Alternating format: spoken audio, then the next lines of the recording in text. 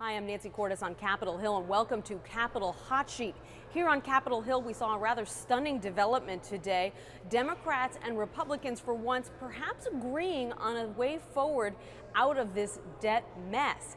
It came in the form of an unfinished plan from that gang of six that you may have heard about in the past. 3 Democrats, 3 Republicans in the Senate who had been toiling for months in a locked room over how to bring down the debt. Now, those negotiations were kind of rocky. They were on and off. At one point, one of the members actually left the talks, and then they really took a back seat when the White House started negotiating with congressional leaders over the same issue.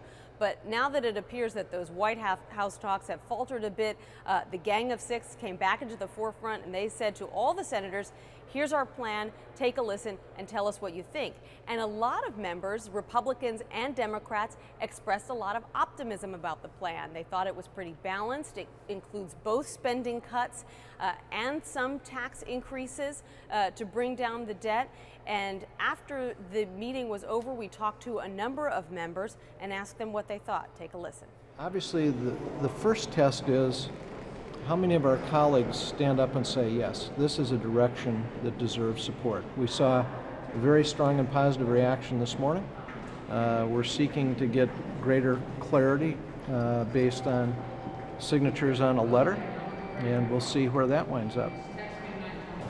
Now we've got to take it to the next step and see how many folks will say more than attaboys and say we want to be part of this effort. So Senator Warner and Conrad said that the group was going to ask your colleagues to actually sign a letter saying that, if they are with you on this. Do you get the sense that you can get to 60 on that letter? I don't know that we'll get to 60, but I think we saw this morning that there's an awful lot of support for this void that's out there from the standpoint of a bipartisan agreement on something with respect to the long-term debt.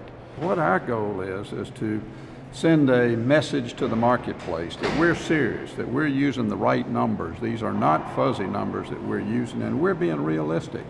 We understand that we're not going to immediately see a downward trend in the debt to GDP, but if you look at the direction in which we're going to go, we're going to start trending that line down, and that at some point, and we think it's going to be at around 70%, that the line will start coming down and will level off, and that is significant. Unlike any other plan that I've seen circulated, actually begins to materially adjust the trajectory of our debt and our deficit. People at home know we can't fix this overnight, but they want to see a plan that materially addresses the problem.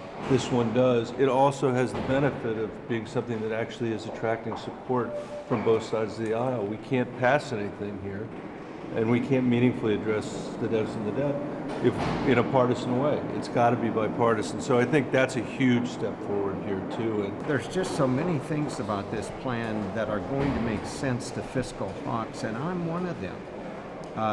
I'm as conservative as probably any member on our side, and yet I see pieces of this that just make a lot of sense in terms of growing the economy, and it's going to result in greater revenue.